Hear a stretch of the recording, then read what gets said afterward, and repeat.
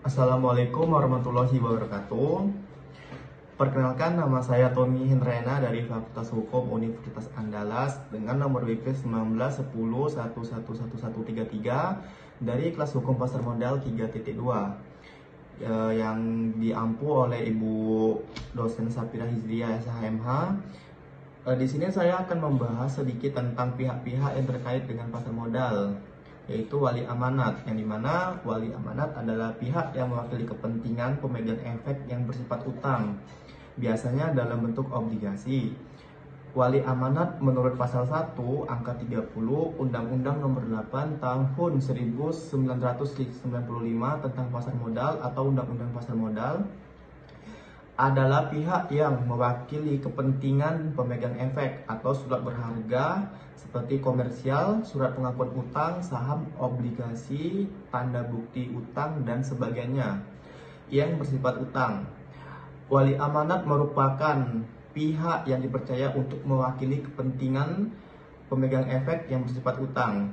Oleh karena efek bersifat utang merupakan surat pengakuan utang yang bersifat sepihak dari pihak penerbit atau emiten, dan para kreditur atau investor jumlahnya relatif banyak, maka perlu dibentuk suatu lembaga yang mewakili kepentingan seluruh kreditur.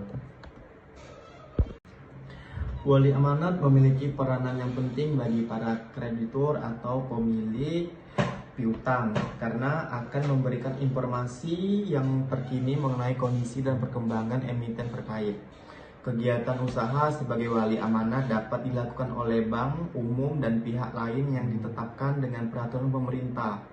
Untuk dapat menyelenggarakan kegiatan usaha sebagai wali amanat, bank umum atau pihak lain wajib terlebih dahulu terdaftar di Otoritas Jasa Keuangan atau OJK. Tugas pokok dan tanggung jawab wali amanat. Yang pertama, mewakili kepentingan para pemegang efek bersifat utang baik di dalam maupun luar pengadilan sesuai dengan kontrak perwaliamanatan dan peraturan perundang-undangan. Yang kedua, meningkatkan diri untuk melaksanakan tugas pokok tanggung jawab sebagaimana dimaksud dalam butir 1 sejak menandatangani kontrak perwaliamanatan dengan emiten, tetapi perwakilan tersebut mulai berlaku efektif pada saat efek bersifat utang telah dialokasikan kepada pemodal.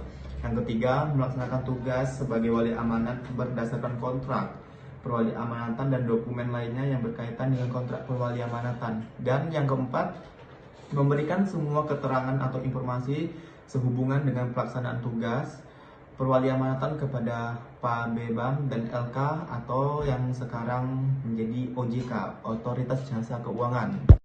Kegiatan wali amanat di sektor pasar modal mencakup antara lain: yang pertama, penyusunan kontrak perwali amanatan dengan emiten; yang kedua, menganalisis kemampuan dan kredibilitas emiten; yang ketiga, melakukan pengawasan terhadap jaminan obligasi termasuk kecukupan pemenuhan sinking fund; yang keempat, mengikuti secara terus-menerus perkembangan perusahaan emiten; yang kelima, penyampaian laporan dan keterbukaan informasi kepada pemegang obligasi; yang keenam, penyelenggaraan rapat umum pemegang obligasi atau RUPO serta melaksanakan keputusan RUPO; yang ketujuh, melakukan pemantauan dan pengawasan terhadap pembayaran bunga dan pinjaman pokok obligasi; dan nomor 8, sebagai agen utama pembayaran. Hingga Desember tahun 2015, terdapat 11 wali amanat yang telah terdaftar di Otoritas Jasa Keuangan atau OJK. Jasa wali amanat diperlukan sebagai wali dari si pemberi amanat atau investor. Kegiatan wali amanat meliputi: yang pertama, menilai kekayaan emiten; yang kedua, menganalisis kemampuan emiten; yang ketiga, melakukan pengawasan dan perkembangan emiten; yang keempat, memberi nasihat kepada para investor dalam hal yang berkaitan dengan emiten; yang kelima, memonitor pembayaran bunga dan pokok obligasi; yang keenam itu bertindak sebagai agen pembayaran. Contoh dari wali amanat ada Bank BRI.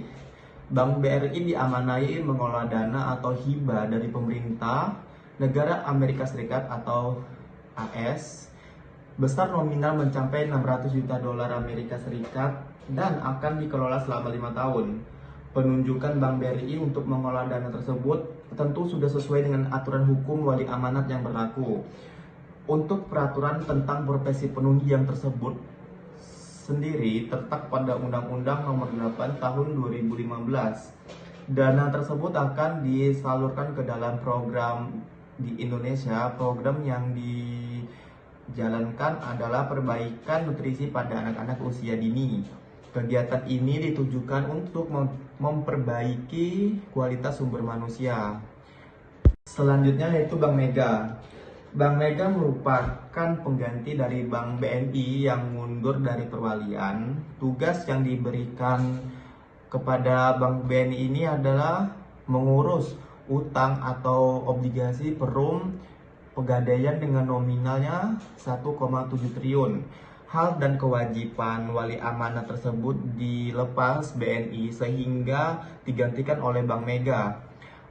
Pergantian ini sempat memicu kebingungan dan emosi beberapa pihak, namun semuanya selesai setelah dilakukan rupo. Sekarang ini Pegadaian membutuhkan dana cukup besar yaitu 75 triliun dan menopang target pembiayaan. Target ini terjadi peningkatan dari total pembiayaan Pegadaian yakni 48 triliun. Sekian presentasi dari saya. Apabila terdapat banyak kekurangan mohon dimaafkan. Saya akhiri, wabillahi taufiq wal hidayah. Wassalamualaikum warahmatullahi wabarakatuh.